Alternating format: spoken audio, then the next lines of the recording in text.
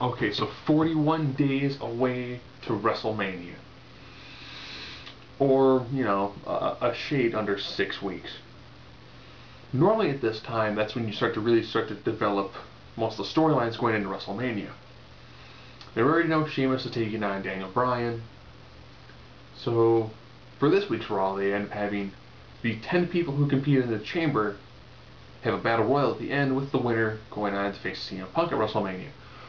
Of course, lo and behold, it was Jericho, which most people thought was going to be Jericho Punk since the time Jericho showed up, and even actually before then. Ironic.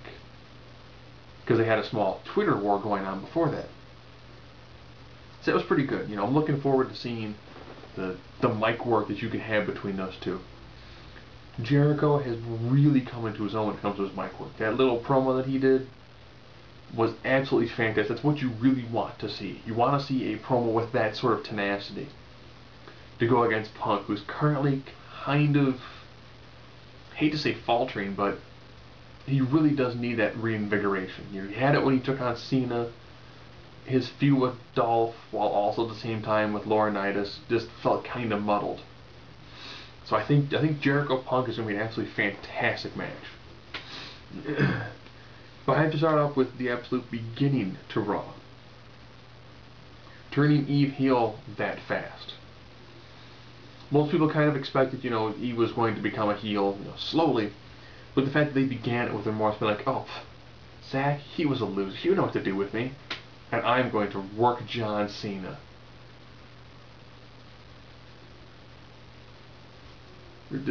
Just like that. There's no like slow transition. It's just face heel. The best part about that whole scenario was when John Cena is more aggressive and he takes on an actual, shows actual emotion and actual persona. And he tore into Eve, and he did it in like a PG manner, while it seemed also tearing into The Rock. It was great. I was like, wow, this is what I want to hear. I want to see the John Cena who we know can cut a more aggressive promo. And it was in just, a very perfect, fantastic way of doing it. I watched with a buddy of mine, and he went, you know what? John Cena should come out and do Zack Ryder's gimmick just once. Like in memory of Zack, have him come out to radio, dress like Ryder. He could probably maybe kick out the Rough Rider, I don't know, but, do something that's just bizarre, off the top way of portraying Zack Ryder. So that opening promo was actually pretty good. The match between Sheamus and Mark Henry, I really want to see those two guys feud for the title. Those two guys have been a fantastic World Heavyweight title feud. The match between Epico and Primo versus Kofi Kingston and R-Truth. Solid. Solid, quick, good tag team. And then they go right into the introduction of somebody who undeniably deserves to be in the Hall of Fame. Ron Simmons. The first African-American World Heavyweight Champion. Ironically pushed by Cowboy Bill Watts. Yes, the heavily racist Cowboy Bill Watts is the person who really heavily pushed for Ron Simmons to become the first African-American World Heavyweight Champion. And it's a solid match.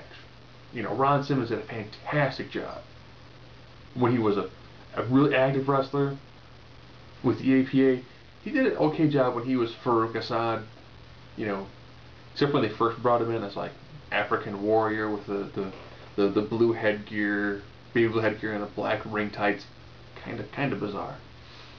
His work with the APA, all the way to him becoming the guy who just had one word for a catchphrase. I'm really hoping that when he's inducted, he does an actual speech. If he just says, damn, while it will be fantastic and great to see, that guy's got a wealth of knowledge and has been all over this business. And then, I like the Teddy Long, Laurinaitis feud over who should become the general manager of both shows. I definitely do think we need to see a 4-on-4 or 5-on-5 match at WrestleMania to decide who becomes GM of both shows. Because then you can branch into that match later on in either a bragging rights or something else. So we get to see Otunga and Ezekiel Jackson.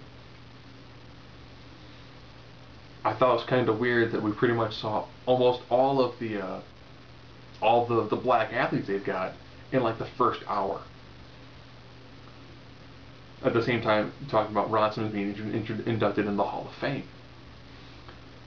And then there was the Taker promo. Taker just seemed to be off his game for this whole promo. It's a good promo, but you know, when you compare it to the Shawn Michaels Triple H promo for the week before, when Taker first came down, didn't say anything, just pointed at the WrestleMania sign, did the throat cut, was like, you know, we're gonna fight. H came down, you know, pretty much helped save the promo. Those two in a Hell in a Cell, that's gonna be a really good match. That match is gonna be ridiculously solid and undeniably brutal. Then we had a Divas tag match where the Bellas took on Kelly Kelly and some dark-haired girl that we assume was Oksana. I don't think Oksana should have been on a live show. Just saying. You know, it's like, okay, so you turn Eve heel and then we get stuck with someone who makes Kelly Kelly look fantastic in the ring? Wouldn't it have made more sense to maybe have, you know, since Eve wants to use people to get ahead in the business, wouldn't it have made more sense to have had Eve and Kelly Kelly, and then to have had Eve kind of like inadvertently lead to Kelly Kelly getting, you know, getting beaten, and then like over the next couple of weeks slowly turn Eve heel as opposed to just, I met with John Cena. I never liked Zack Ryder. Heel. And then the 10-person match at the end, you know, pretty decent. I do love how the crowd is so ridiculously behind Santino Marella. Oh, and Santino had a match earlier that night where he took on Daniel Bryan. Solid for the short match that it was. Now on to that 10-person match. I haven't read the dirt sheets or anything, but it does look like Wade Barrett did suffer an injury. Because you could tell that when Show goes to launch Dolph Ziggler, that Ziggler hits the top of the announce table. But it looks like the majority of his body weight, I don't know if it's like his feet or his knee, lands flush on the arm of Wade Barrett. And you can tell that Barrett's in pain. Because Barrett is slapping the ground and you get to hear, because they're bleeping him out, because he's cussing up a storm. So hopefully Barrett is not injured. It would suck if he is injured. I mean, he's a guy who was actually making some decent headway. For being injured now, it kinda sucks. So like I said, as of this time I haven't checked the dirt sheets, but I'm assuming he might actually have a legit injury. Because from the way he got hit, or else he all of a sudden has become a fantastic actor. Oh, and John Cena, you know, carved The Rock in a promo. And I guess now, next week, The Rock will show up, and then he'll be gone for a couple of weeks and come back to Hype Mania again. All in all, a pretty decent one. Pretty decent, you know, Raw. I still think it's weird that they've got almost everything set for Mania now. You know, H Taker, Hell in a Cell. Rock Cena for the fate of the WWE Universe. And Twitter. Punk Jericho. Brian Sheamus.